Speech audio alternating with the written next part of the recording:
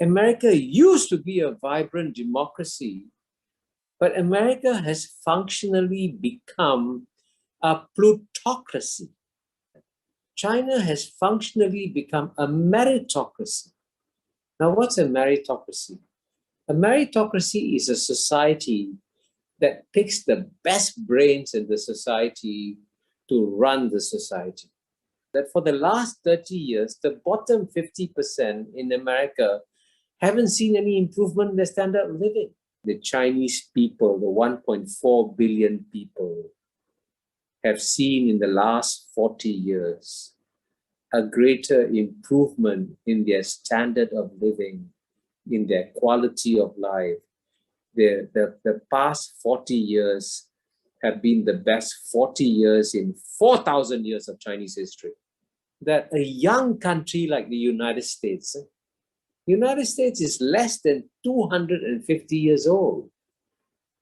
This young country, with 1/4 the population of China, believed in its mind that United States would transform China. And China's got 4 times the population and 4,000 years of history. But it shows you what an arrogant assumption the Americans had, that they could transform China. So if I was Joe Biden, I would decide my number one enemy is not China. So the United States, instead of devoting its resources on a geopolitical contest with China, should focus on improving the well-being of its people. That the United States' strong reaction to the return of China is not just driven by the rational considerations that I pointed to earlier. It's also driven by emotional considerations, a deep reluctance to accept a world in which a non-Western power is number one. For the last 2,000 years, the 2 largest economies of the world were always those of China and India. And so what we're seeing in the 21st century is a return to the normal.